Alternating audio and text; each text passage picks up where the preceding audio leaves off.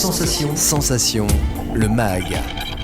Bonjour à tous et bienvenue sur Sensation en association avec TV78, présent partout au bout de la rue comme au bout du monde grâce à ses partenaires. Depuis 1945, le Secours populaire lutte contre la pauvreté. Pour parler de l'association, mon invité Pascal Rodier, secrétaire général du Secours populaire des Yvelines. Bonjour Pascal Rodier. Bonjour. Je l'ai dit en introduction, vous êtes secrétaire général de l'association dans le département des Yvelines. Le Secours populaire est une association reconnue d'utilité publique. Qu'est-ce que cela signifie et quelles sont les grandes missions du Secours populaire, Pascal ? Précisément, c'est l'objet social de l'association qui nous conduit à faire les démarches de reconnaissance d'utilité publique. Comme on est une grande association de solidarité issue de la philosophie du Conseil national de la résistance, en fait, depuis toujours, dans son ADN, l'association marque un intérêt profond pour les personnes en situation de pauvreté, de précarité et d'exclusion. Et donc, naturellement, la reconnaissance d'utilité publique s'est imposée dans les années 80. Alors, l'association a des permanences locales. Quelles sont les spécificités du point de vue des actions dans les Yvelines ? Alors, au niveau du secours populaire de manière générale, et donc ça vaut pour les Yvelines et toutes nos structures locales qui sont bien implantées, puisqu'on a une trentaine d'implantations de l'association sur le département, nous on se définit comme étant une association généraliste en termes de solidarité, c'est-à-dire qu'on est beaucoup reconnu pour l'action alimentaire, pour l'aide matérielle, les fameux vestiaires du secours populaire, les braderies solidaires et tout ça. Mais en fait, de manière très large, on appréhende toutes les tranches de vie des populations qui sont en situation de pauvreté précarité. Donc ça passe de l'aide à l'accès aux soins, à l'accompagnement scolaire, à l'apprentissage du français. Ça peut être des ateliers de socialisation aussi. Ça peut tourner autour d'un atelier de couture. La pratique du bénévolat aussi est émancipatrice. Donc on le propose dès l'enfance avec le mouvement Copains du Monde. On travaille aussi à l'engagement des jeunes et au soutien à leur engagement pour leur faciliter l'entrée dans l'association qui est aussi beaucoup, il faut le dire, animée par des personnes retraitées puisqu'il faut quand même un petit peu de disponibilité en semaine pour tenir les permanences. Et puis voilà, dans une démarche un peu fraternelle et solidaire, on essaye de créer des conditions pour sortir les personnes de l'isolement aussi. Et donc tous nos espaces, on les conçoit comme des lieux de vie où chacun peut trouver sa place, bénévole, personne accompagnée qui peut aussi prendre sa part dans le bénévolat, les enfants, les jeunes, les plus anciens. Voilà, on essaye comme ça de tisser des liens, dans le jargon on dit de socialisation, tout simplement d'être humain, quoi. Alors, vous venez en aide aux personnes précaires et depuis la crise sanitaire, la précarité a explosé, les inégalités également ont été davantage visibles. Cette hausse de la précarité n'a pas fait exception dans le département des Yvelines. Est-ce que c'est quelque chose que vous avez constaté, vous, sur le terrain, Pascal Rodier ? Alors oui, on le constate, d'autant que, en fait, pendant toute la période la plus aiguë de la crise sanitaire, on est resté ouvert partout sur le département. Donc du coup, il y a eu un afflux relativement important de nouveaux publics. Des personnes qui ont perdu leur emploi qui souvent étaient précaires, donc je pense notamment aux jeunes, aux étudiants qui se sont retrouvés aussi, la précarité du monde étudiant est ressortie très fort à ce moment-là. On a beaucoup de personnes qui n'ont toujours pas retrouvé un emploi, qui sont marquées psychologiquement aussi par cette rupture de lien social, et donc en termes de chiffres, oui, ça a nettement augmenté puisque en une année, entre cette année et l'année dernière, on a doublé le nombre de repas distribués. On est à plus de 700 000 repas distribués. Donc du coup, pour nous, c'est un accroissement considérable d'activité. Donc il faut remercier les bénévoles parce que c'est sûr que sans eux, on aurait un petit peu plus de mal. La précarité, c'est justement quelque chose qui agite aussi le débat politique. On est en pleine période de changement d'un point de vue politique. Qu'est-ce qui doit changer, selon vous, pour ce nouveau quinquennat pour lutter contre la précarité ? Alors ça, je laisse aux politiques la responsabilité de leurs engagements et de leurs paroles, et puis aux citoyens d'y croire ou pas. Ça, c'est pas mon sujet en tant que responsable d'association qui lutte contre la précarité et l'exclusion. Quel que soit le gouvernement, de la précarité et de l'exclusion, il y en aura toujours.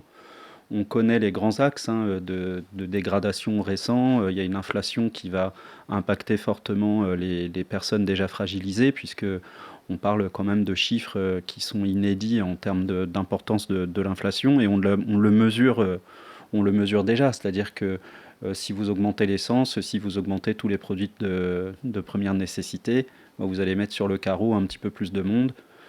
quand on sait que le seuil de pauvreté est à peu près à quelques dizaines d'euros près l'équivalent du SMIC, c'est sûr que nous, on ne sera pas touchés par l'inactivité.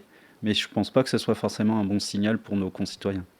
Alors, le Secours populaire vient en aide aux victimes de la précarité, mais aussi des catastrophes naturelles et des conflits avec la guerre en Ukraine et les conséquences que l'on connaît. Comment le Secours populaire a œuvré sur le territoire des Yvelines pour venir en aide aux victimes de la guerre?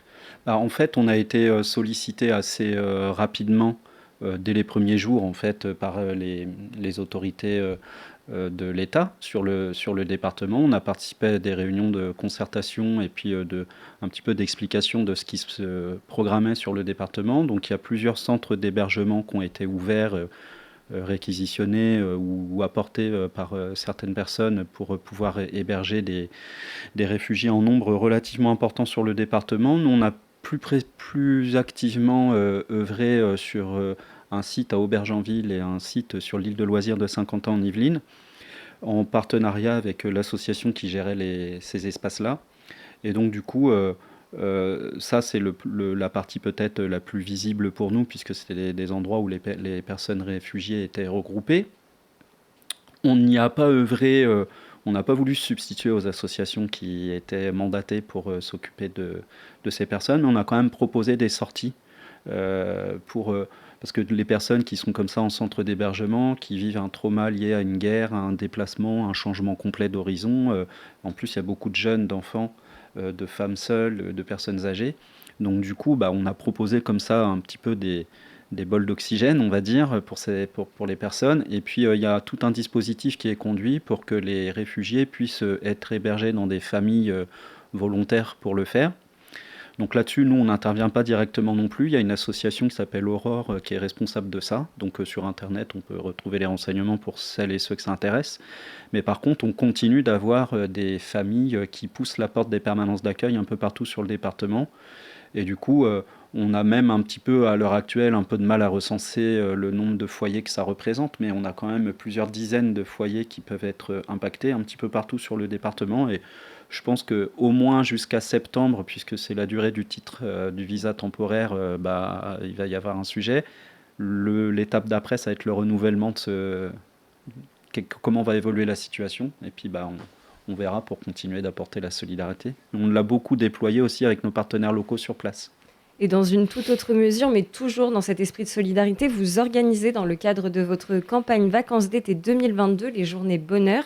Est-ce que vous pouvez déjà nous expliquer en quoi consistent ces journées, Pascal Rodier? En fait, le droit aux vacances, c'est quelque chose qui est régulièrement bafoué pour bon nombre de nos concitoyens. Il y a quand même un Français sur 3 qui ne part pas en vacances. Donc ça nous donne une idée de l'étendue du désastre, on peut dire, puisque pour nous, on considère que le droit aux vacances, c'est un droit qui est légitime pour tous. Il n'y a pas de raison que les personnes plus modestes en soient privées, qu'on n'ait qu'une lecture économique de ce temps-là, puisque c'est un temps où on se retrouve en famille, on peut retisser des liens, on peut souffler aussi. Donc du coup, on aide les enfants à partir en colonie de vacances grâce à un dispositif là depuis 3 ans qui s'appelle les vacances apprenantes. Donc il y a plus de 300 enfants encore cette année qui vont partir. Mais on ne va pas pouvoir faire partir tout le monde évidemment compte tenu du nombre. Donc du coup on développe tout au long de l'année, parce qu'on a commencé à en faire dès le début de l'année, hein, mais c'est vrai que juin, juillet, août, ça s'accélère puisque c'est la période où l'envie de partir, l'envie de changer d'air se fait. Donc du coup, on a la fameuse journée des oubliés des vacances pour les enfants en août. On a des journées comme ça, des tranches de vie qu'on appelait des journées bonheur en fait, puisque l'idée c'est une rupture avec le quotidien, souvent pas facile pour les personnes que l'on rencontre. Donc on essaye de toucher un petit peu tous les publics, les personnes en centre d'hébergement, les personnes âgées isolées, les familles aussi souvent monoparentales, pas toujours, mais souvent monoparentales qui peuvent avoir du mal à offrir à leurs enfants une sortie au zoo, la visite d'un musée, une sortie en bateau-mouche. Donc on multiplie comme ça les axes pour faire en sorte d'essayer de faire profiter le plus de monde de ces journées-là. C'est pour ça qu'on les appelle bonheur, parce que forcément, c'est une rupture avec un quotidien difficile. Et justement, vous nous parliez du zoo. Le 15 mai dernier, vous avez organisé une sortie en famille au zoo de Thoiry, dans les Yvelines. Quels ont été les retours concernant cette journée de la part des familles? Bah, le zoo, c'est un petit peu comme le cirque. En fait, ça véhicule un imaginaire fort chez les enfants, puisque, bah, ils voient des animaux, qu'on ne voit sinon que sur les documentaires quand on a la télé et donc du coup, voir de près, c'est toujours quelque chose de puissant et puis surtout le zoo, c'est pas pour faire offense aux propriétaires du zoo de Thoiry, mais ça coûte, quand même assez cher, et donc pour les personnes en situation de précarité, c'est un inaccessible. Donc rendre accessible un inaccessible, c'est quelque chose qui a de la valeur et les personnes, nous remercient, fortement de ça puisque, évidemment, sans notre soutien, elles n'auraient pas pu, proposer ça ou le vivre en famille, quoi. Merci Pascal Rodier d'avoir été avec nous sur Sensation et pour revoir ou réécouter cette émission, rendez-vous sur notre site et l'application Radio Sensation.